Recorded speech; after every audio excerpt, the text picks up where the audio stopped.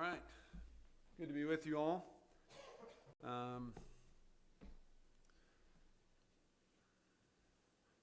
I am not anti-technology, but it's not my, preferred modality here. But it's hard to do a lesson like this without, I believe, using some pictures. It certainly is more helpful. Appreciate the brother reading from Acts chapter 15.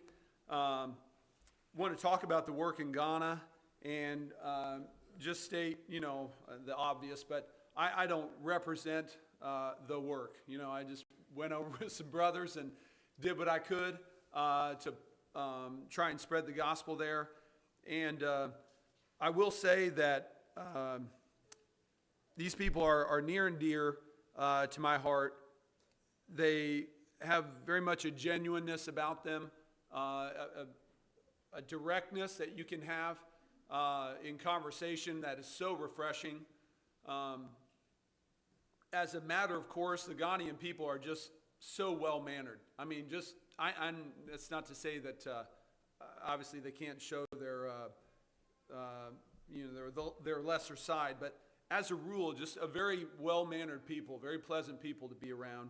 I'll try and tell you a few things that I can about the country in general, and then about the trip specifically. So just as a little bit of reference, so this is Ghana over here to the right. It's in Western Africa, and I kind of use this slide at Bargersville because we support a man in Sierra Leone, and so just to give them a little bit of context. But I essentially was along the coast, the most southern part of Ghana. As a rule, the northern part is more Muslim. Not that the gospel can't be preached up there, but as in most places, they're more hostile to it. And there's plenty of work to be done in the south and in the central region. So we, with the concentration of churches and the work we did, was mostly in southern Ghana. This basically is just a slide that says I got caught up in the CrowdStrike software glitch. I lost about 5 or 6 days of the trip, which was unfortunate. I remember speaking with Skip Seabury, who's a faithful gospel preacher with the church as well up in Bargersville. And I said, Skip, I feel like I'm being hindered. What's going on here? And as I kind of vented to him, he said, well, just remember, whatever Satan's doing, God's letting him do it, and kind of was helpful. But Paul expressed this thought in 1 Thessalonians 2, and it was interesting. When I showed up, one of the brothers said, oh, you're not going to need a cell plan. You just get into the airport and kick your Wi-Fi on. Well, there was no Wi-Fi. And so I walked in, and there were just 1,000 taxi cab drivers. And obviously I was the only white guy, and so they all figured that I needed a ride somewhere. Well, my ride was late like 2 hours. And so one of the taxi drivers just let me use his phone as a hotspot. And, didn't ask for anything, but I, tried to compensate him for that. And it was great. The head of security for the airport is a Muslim by the name of Aziz. And I'll bring him up here later as he played a really important part.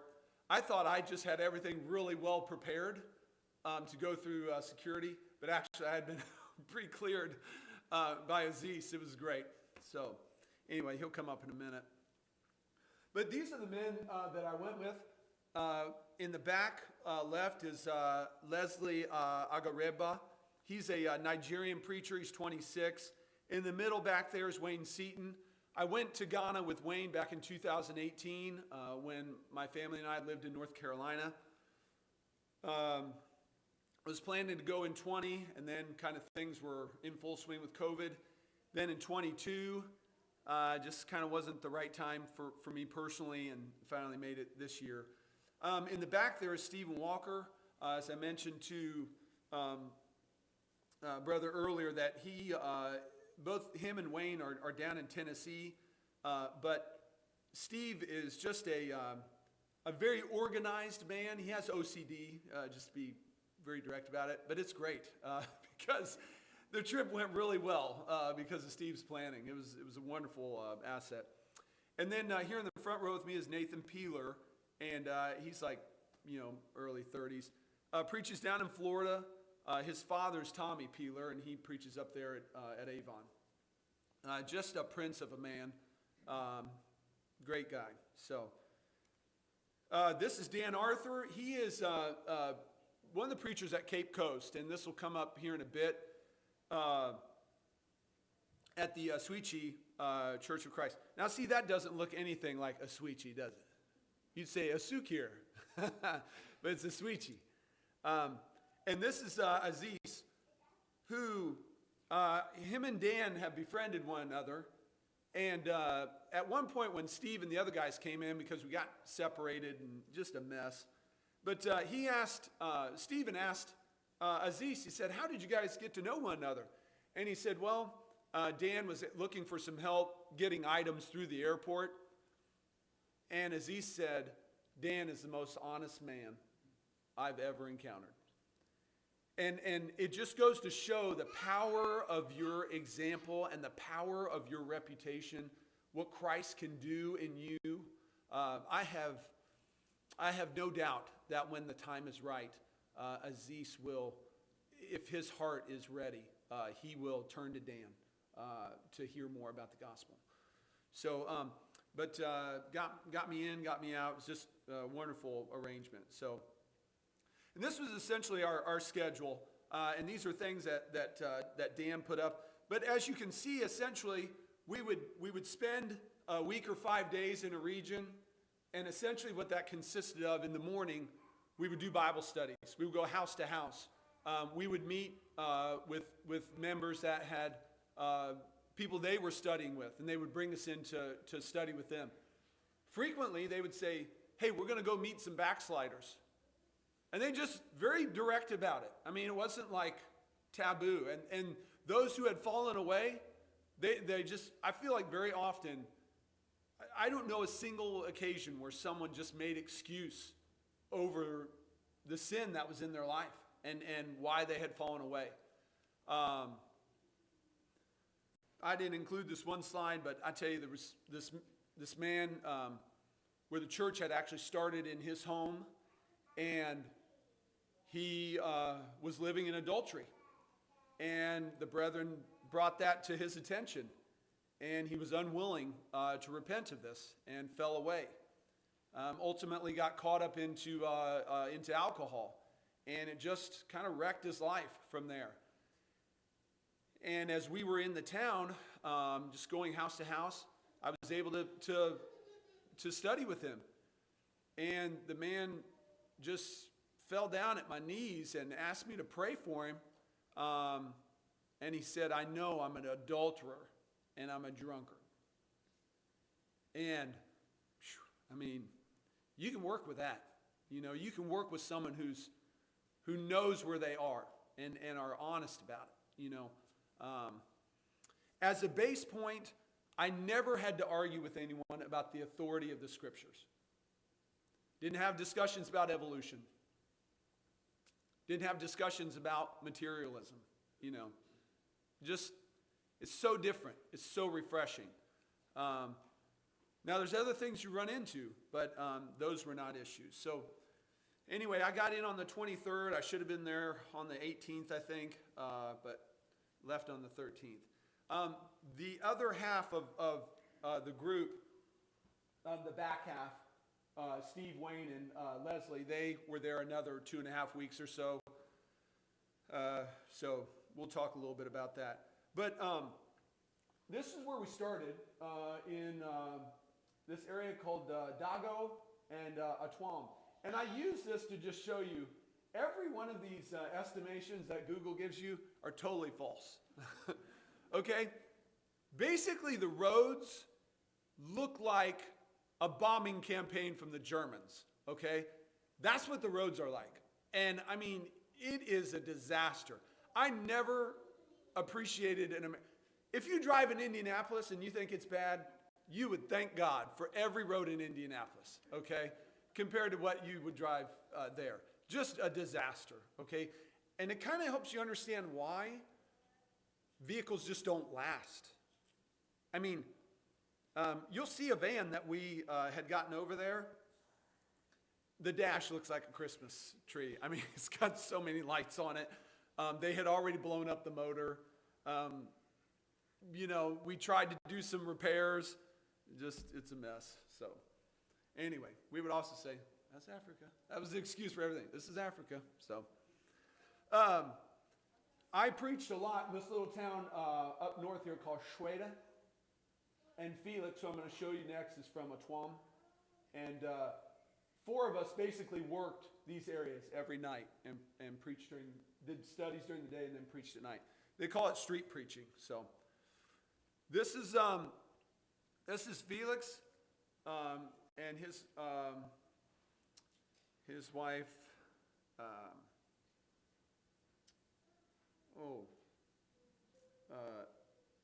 Anna. And that's little Justin.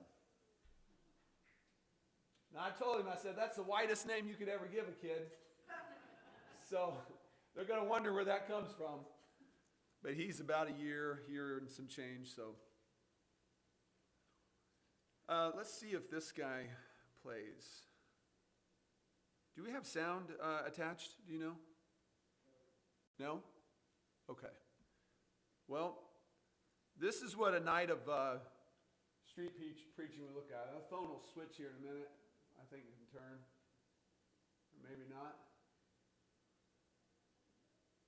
Okay, well, just imagine it's upright.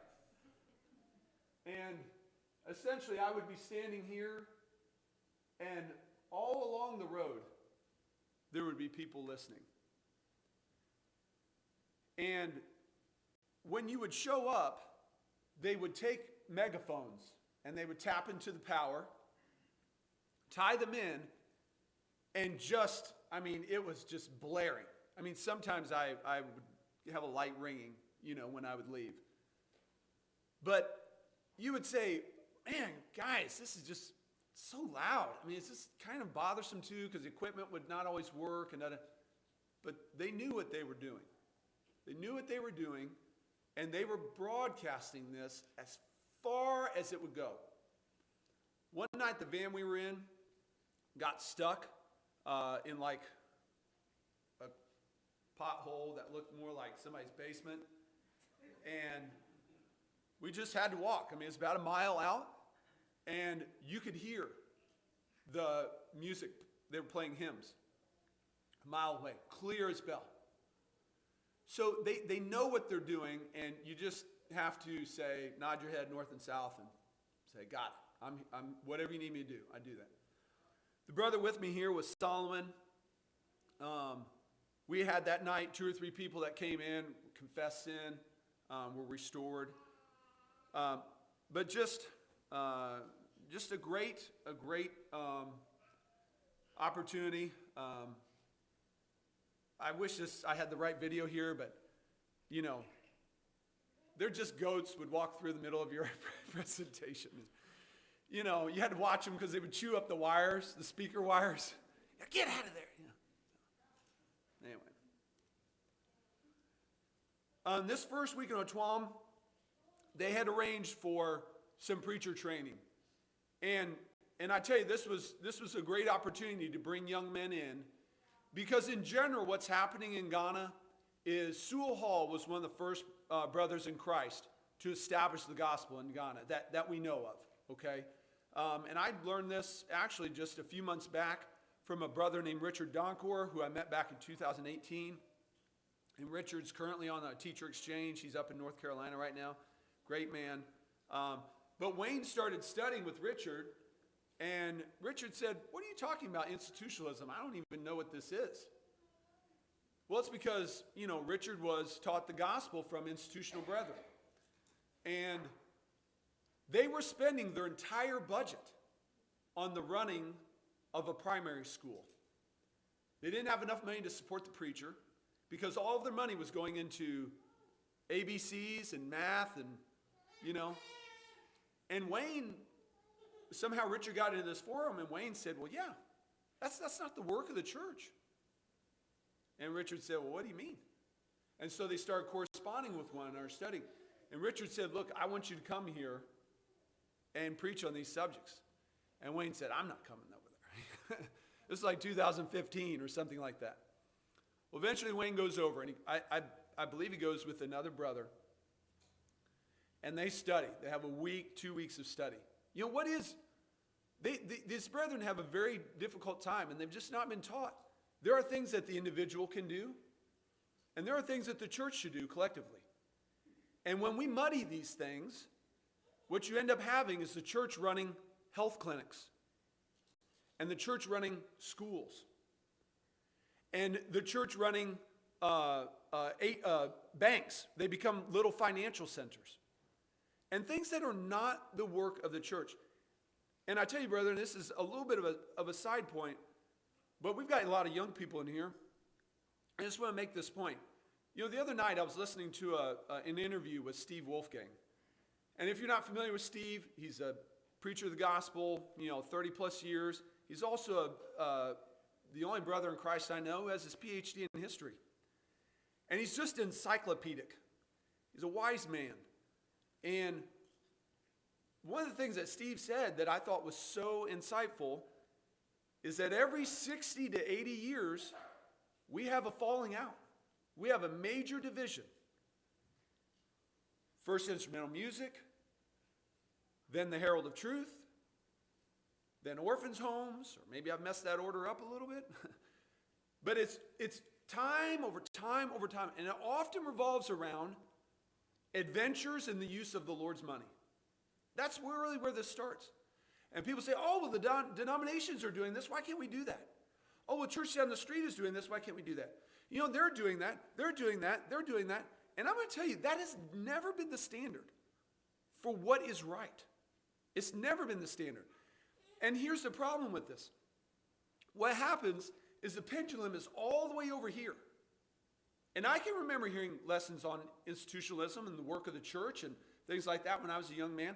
I tell you what, I might hear it contextually in a lesson, but if it's taught, it's because, the itinerant preacher, the visiting guy, Justin will bring it up. And if we don't talk about what identifies the Lord's body as the Lord's body, we will cease to be the Lord's body. That's not a controversial statement. And if you think that is, you need to check your six. You need to find out where you are and what you're studying. Because we can drift, and it will happen without us just even knowing it. But the goal is not to be, all one type of subject. We need to preach the whole counsel of God. Everything in the scriptures needs to be preached. Every bit of it. Why did we have these separations from those who wanted to bring in the instrument? Why did we have these separations from brethren who now are supporting Freed Hardman and Lipscomb and Abilene and Pepperdine and schools now that are so liberal and so far out, they wouldn't be identified with anything that looks like the Lord's body. Why are we not diverting the Lord's funds towards orphans' homes? Because that's the work of individuals. That's not the work of the church. One of the great problems that we have in Ghana is if you haven't been to a preacher training program, i.e. a preaching school, you're not considered a valid preacher. So you have to have a piece of paper that says, I went to the West Coast School of Preaching, or I went to Ghana Bible College. And without that, they say you're not qualified to preach. And so when I came, they said, where'd you go? I said, well, I went to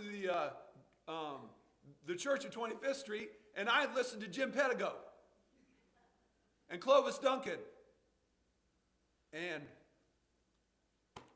Gail Lockmiller and my father and Greg Walker and Bill Walker.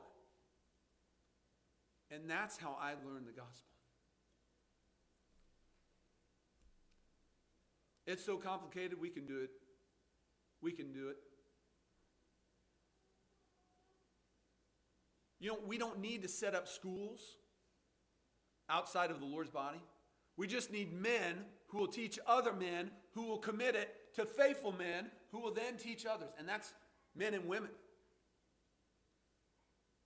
The gospel, Wayne is such a bright mind and a good man. He said, what if every church in Ghana, the preacher there trained one man? I mean, you'd have 300-400 preachers, easy. He said, well, it was only half that. A couple hundred? Half that? 100? You know how many people that graduate from Ghana Bible College? 12 people a year. He said, in a year, we could dwarf that 8 times over. If the church just did what the church was supposed to do and train men and women, and then we go out and evangelize, we won't have these adventures in unique financial arrangements. Things that are foreign to the New Testament. And then guess what? Then we don't have division because we're too busy converting souls and then maturing souls and then growing in the body of Christ and being what the Lord wants us to be. Now, these are some lessons that we taught. Responsibilities of the preacher, the local church's responsibility towards the preacher and one another. Steve did this great lesson on Boaz. Wayne had just finished number 4 there. I did number 5, and it was actually my wife's lesson. I said, Jen, you want to put something together about husbands and wives and responsibilities and privileges inside of marriage and in the family? And I presented that verbatim. And then at the end, I told them who had put it together, and they said, your wife put that together? Yes. Again, talking about authority. Where God is generic, we should not bind where God is generic. Where God is specific, or he just hasn't talked, we need to restrict ourselves to that.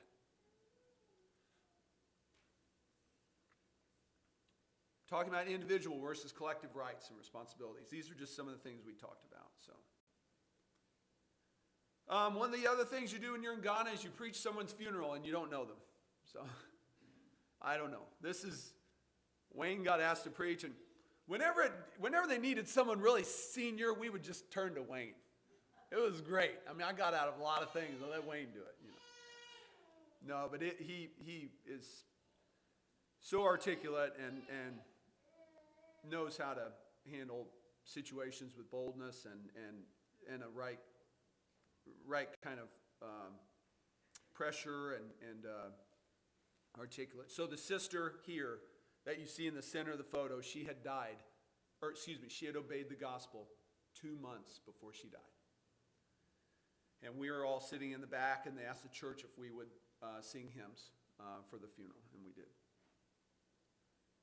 One thing they do is, this is another area where they wanted out of the treasury of the church money to come out of the church's treasury to pay for the funeral. And we just said we didn't feel like that was the case, that we should do that. But we're happy as individuals to do that, and there will be no lack. We'll cover that. And one of the institutional brethren we were studying with, he said, well, the church did that for Ananias and Sapphira. And we said, well, then what you're saying is that the church should use its funds collectively to pay for erring Christians' funerals. And all of a sudden, that didn't make a lot of sense to them. But there's often this straining just to take passages that are meant to apply towards individual action. So much as depends upon you, be at peace with all men. And so it'd say, see, we ought to be at peace with everybody. And so then that means we can use the Lord's funds to do X, Y, and Z. Do good unto all men, but especially those of the household of faith. Well, see, that means you can use the Lord's money to do good in any way, shape, or form. And again, I don't want to be more conservative than the Scriptures, right? That's not a goal of mine. But I don't want to tread where the Lord has not tread either. And, God help us just to make the balance here, hit the right spot. This next one, I'm just going to show you what a place where we baptized.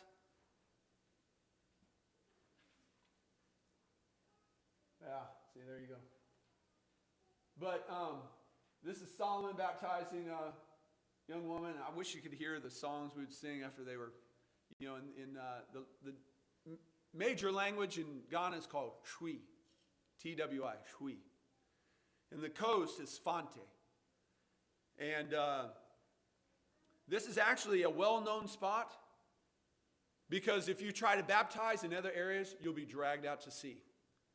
And when I was there in 2018, Tim Seaton was there with us, and he almost died. He was saved by some Ghanaians. It was actually it was very providential that he didn't pass. So we were in Otwam for a week, and then we went east to this place called Atreco and preached there. And Ghanaians, we would call it, Ruddock operates on a unique time schedule. It's called CST, Contractor Standard Time, okay? Well, over there they operated on GST, it was Ghanaian Standard Time. And that just means you show up whenever you can make it there, okay? And we were 2 hours late because no one told us what time it started at. We just got ready and they said, oh, we need to go. We're like, okay, we're ready. But if they had told us we needed to leave 2 hours earlier, we would have done that. But anyway, this is, so we went east, then came back west towards the Cape Coast. Interesting thing when we were here, Solomon and his wife, and this is Divine. Divine ended up getting typhoid just like the week following and almost died.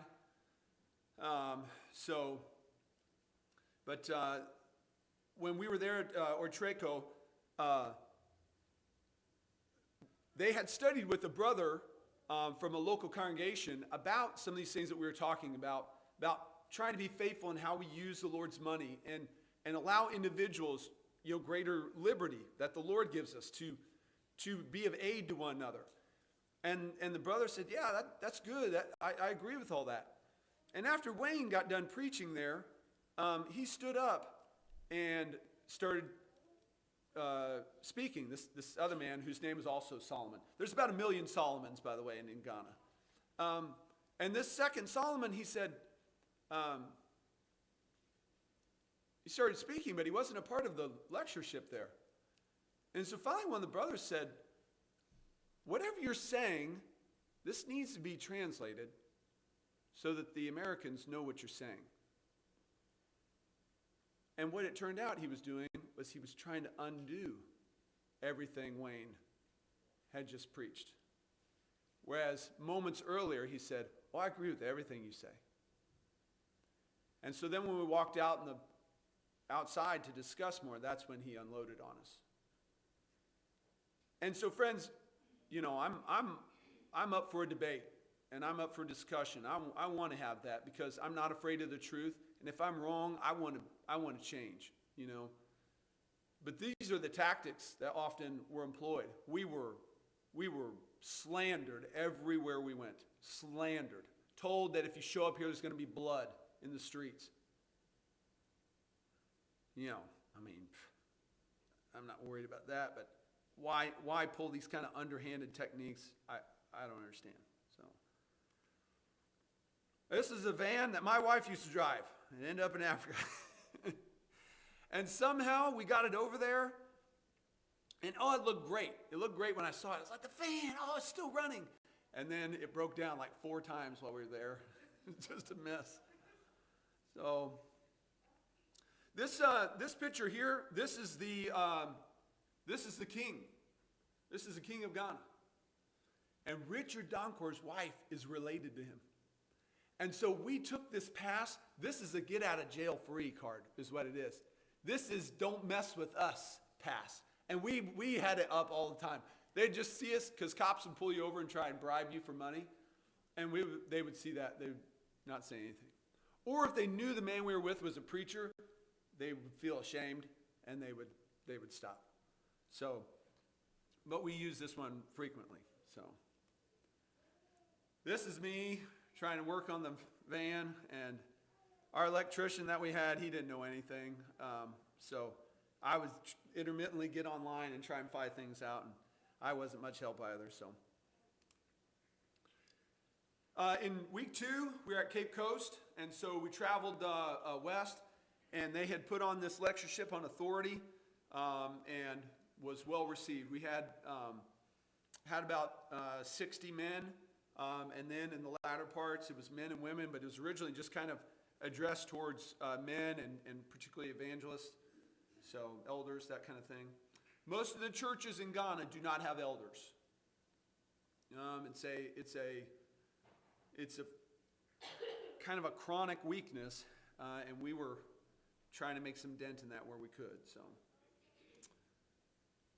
first time I ever was on the radio, and this is a common medium used there, very effective. We were with Dan Arthur, and basically I sat between these two guys, very knowledgeable, and I just let them, every now and again, only when Dan looked at me, and I knew I had to respond, then I would do something. But Nathan and Leslie, I tell you, Leslie, the brother on the left, I mean, so well read. It's interesting, Leslie's from Nigeria, so he doesn't speak any Twi. And they all the time acted like because he was black, he was supposed to speak their language, And we would make fun of them, tell them they were racist, And we had a lot of fun. A lot of fun with that. Nathan Peeler, again, I mentioned he preaches down in Tallahassee. I want to give you these are the caliber of the men that I was with. At the end of the session, they would ask questions and answers, or they'd ask questions. And I mean, it most of the time had nothing to do with what you just presented with. Sometimes it was stump the preacher. Sometimes it was make their own preacher look bad and find out if you agreed with their preacher. Other times it was just, concerns and things of that nature. And there was a man visiting, and he said that he believed in witchcraft and that he practiced witchcraft. And he wanted to know what the church's stance on that was. And see, I'm going to get it wrong here because I haven't memorized the passage like Nathan did. But I'm telling you, out of nowhere,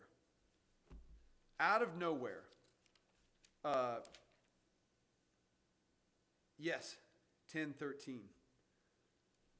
He quoted 1 Chronicles 10 and verse 13. And this is the passage that identifies one of the reasons why Saul died. It's because Saul, remember, he consulted a medium and practiced witchcraft. And he, pulled it out like that. It was the most beautiful example of all of your labor being done beforehand, just coming out. A word fitly spoken. It was amazing. And he's a man in his 30s. I'm just so appreciative of him. This is what we call the nurse church. Because transportation is difficult, there are just small churches, 10, 15, 20, 30, that kind of thing, all over the place. And Dan had brought the gospel here, taught it to a freshman, and then she started teaching her other friends, and that established the nurse church. And so on Sunday mornings, we would just go there at like 6 in the morning, 6:30 or something like that, and preach and have the Lord's Supper and meet with them. And then some of them, if they were able, would meet elsewhere in the afternoon, but most of the time they couldn't. So this next opportunity was about 700 students in a public school. Now, Dan put this together, and the reason I chose that passage in Acts 15 was because remember how there was a falling out with John Mark, and Paul did not want to bring John Mark? And the word used in my translation said deserted. They thought John Mark deserted, okay? And we're not told exactly what that was. But I tell you, we had such a diverse group of people. There could have been problems among us. But I tell you, it just worked like we had planned it. I mean, it was so amazing how God put it together. And in that time, our first week, Felix was very loose. Felix would just, kind of schedule things. Let's go over here. Not Dan. Dan was like military officer. Just left, right. Very well planned.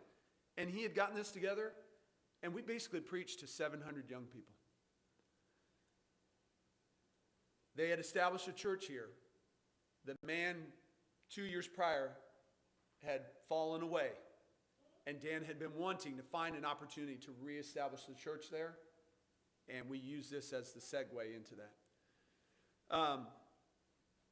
In Ghana, for those of you in school, in Ghana, all of your scores, your end of the year exams, are published for the entire viewing in the nation. And then there are a few slots to get into engineering, medical, law, nursing, these, whatever it is. And that's how they pick them out. And there's just tremendous pressure upon these young people. And so Steve gave a presentation on things that can ruin your life, essentially, as a young person. He talked about drugs and premarital sex and social media, things of that nature. So this was the head mistress. She let us in, and she asked for a gift from us, but after she agreed to let us come in. So we told her we were going to preach. We were going to talk about, we're going to talk from the scriptures, and we'd bring life lessons in and things from current events, but the Bible was going to be our main text. She said, that's totally fine. No problem. Not one bit. Your local school board would lose their mind if you did that today. So we got them a printer, and they wanted what they called a tried printer. They wanted a tried printer. So they prefer used items. And so the rationale is they know it's already working, so that's what we got them. Tried printer. These are some brethren that we would meet with, some during the day studies. This is a man named Samuel, and he's a corrections officer there on the left, and there in the center. Great man. And these are some contacts he had prepared beforehand, and we went into his village and taught the gospel. This is back at Cape Coast, and the woman there in the background, this is Anne, and she is performing sign language for a family where the mother and all of her children are deaf. And she's making sure that they understand what's being stated in the lesson. Sometimes it included preachers that we would need to encourage. And this brother here had been in the middle, had been going through some health problems and was getting discouraged. And so we went out to visit him. This woman to the right,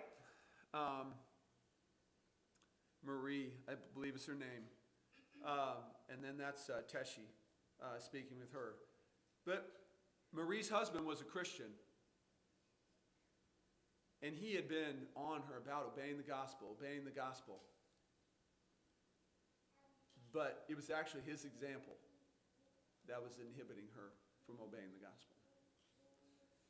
And so a couple days prior, Techi had sat down with him and tried to address some things that he was doing. And so he brought me in, and we sat down to study. And when we got done, she said, "Brother, I'm convinced. Tomorrow, I'm going to obey the gospel." And we said, "Well, what about today?" She said, "Well, I think tomorrow will be a better time." Well, I said, "Technically, yesterday is now today." Is that right? Yesterday, when you said tomorrow, that's today. Why didn't you do it yesterday? She said, "Well, that wasn't a good day." I said, "What about today?" She said, "Well, I think tomorrow would be better." And Teshi said, after we'd gone back and forth, he said, "Sister, do you know anyone who's died this week?" and there had been a death in the village, already been a funeral earlier in the week. And he said, that could be you tomorrow. And so we took her confession and baptized her. In 3 weeks, I think between the 5 of us, we baptized about 25 people. So, and then established another church in a place called Chavain, which is outside of Takoradi. So, the Chinese Communist government, I should say, is all over Western Ghana. All over. You couldn't, every piece of heavy equipment had Mandarin written all over the side of it. And they're extracting oil, and natural gas, and minerals, and diamonds, and you name it.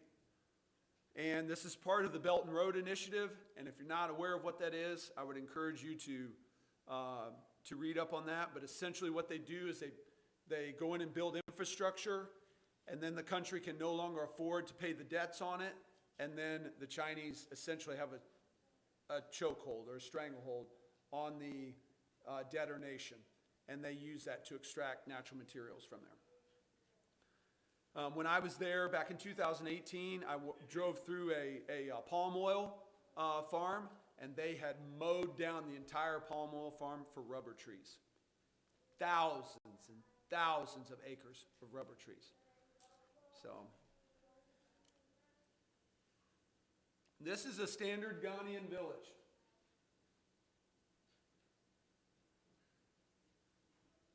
Half finished, unfinished. I mean, it's subsistence livelihood, just subsistence livelihood.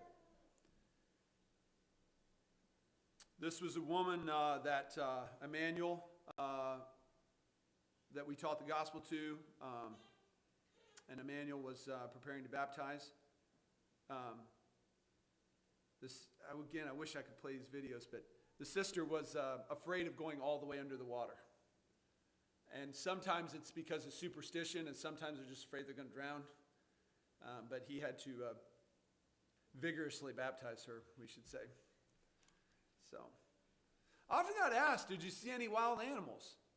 And I did. I mean, there were chickens and goats, and I've got 6 or 7 chickens of my own, and so I was always into chickens. And they're like, "You have chickens?" I'm like, "Yes, I have chickens." Anyway, these are some of my laborers, and in week 3, we established the church at Chavanay, and just to give you an idea, this is in Takoradi. This is where, they're at Takoradi in the bottom left. This is where Robert Jackson is located. And Robert and the church there is just very much like the church at Antioch. They send brethren out. They establish churches. They come back and give a report. And then, like there in Acts 15, Paul goes back out, sees how the churches are doing, addresses error, strengthens them, comes back, reports on how they're doing. I tell you, that is the model of the New Testament church. And it is the model that we need to employ. I mean, if we're not, a question needs to be asked. Why? And for Robert and these brothers, they just basically went to a town, and if there was no church there, they would do a week, 2 weeks of door to door, 2 weeks of door to door, and then they would do a week of street preaching. When they were there the week before we got there, they refused to let them rent a room anywhere, because it was primarily a town where the Seventh-day Adventists were. And so they thought they were going to discourage Robert and them, but they didn't. They just slept out in the open. They slept out in the open. 10 days. Malaria, all kinds of things are out there in the bush, and they are, wherever you think the end of the earth is, that they just went past that. I mean, remote. And then the next week when they came back, the Seventh-day Adventist leadership said, do not listen to these Church of Christ preachers. Do not listen to them. And so as Wayne and I were walking through the village one night, we stopped a man and we're having a discussion with him. And we said, have you been able to come out? Have you heard anything? And he said, and he looked to his left and his right, and he said, I did catch the Nigerians lesson. And it was on tithing. And when we talked about tithing, we would basically say, we'd talk about the Old Testament, all that God commanded about tithing. And they would say, let's turn to the New Testament and see what the New Testament says about tithing. And we would just stand there for like 2 minutes and not say anything. And they would think like something was wrong or something was broken. And then we would say, okay, that's everything that the New Testament says about tithing. And they would get the point. That is not for us today. There are no Levites for us to present the tithe to. This is a law that's been done away with. We are no longer under the old schoolmaster. And oftentimes we were trying to draw these good people into a right appreciation for the New Testament because they had essentially been taught that they had to keep both covenants. I'm going to scoot along here because I'm running long. This little guy followed me around all the time. And this is some of the brothers tapping into the power. And this is this brother here, Yancey. Can't remember his name. But I met him in 2018, Francis. And we recognized each other right away. It was great. But he was speaking in another dialect. So if you knew Twi, if you knew Fonte, they still wouldn't understand you there. It's a local dialect that's only like in a 10-mile radius or something.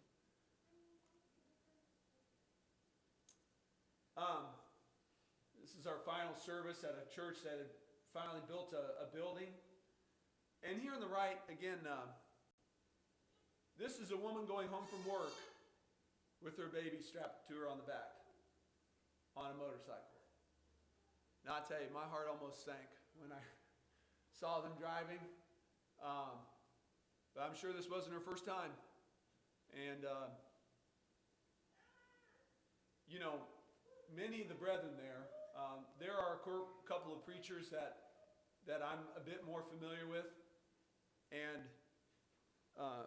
they tell me, you know, before they were able to find support, they were living on about $15 a day. Or, excuse me, $15 a month.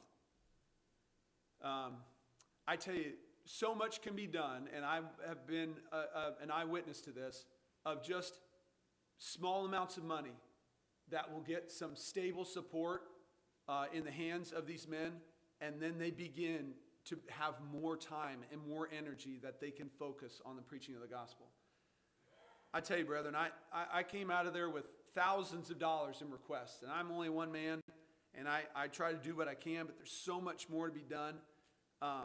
If you've got $25, I could put you together with 3 other people, and if we had $100 a month, this man could support his family, get his children into school, you know, have some focused preaching in an area, get a man trained.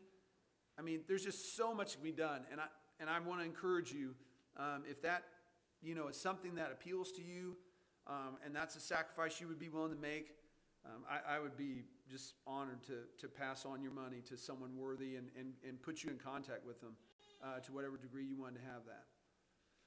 Last thing I want to say is the prosperity gospel is very common in Ghana, as you can imagine.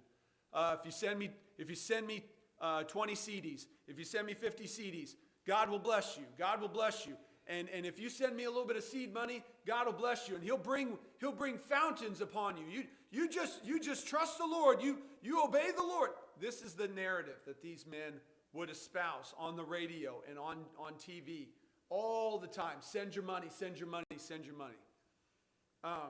They called themselves prophets. They called themselves high reverends, the guy up in the right. There's so much error being taught. But I tell you, the fields are just ripe. They're just ripe for harvest.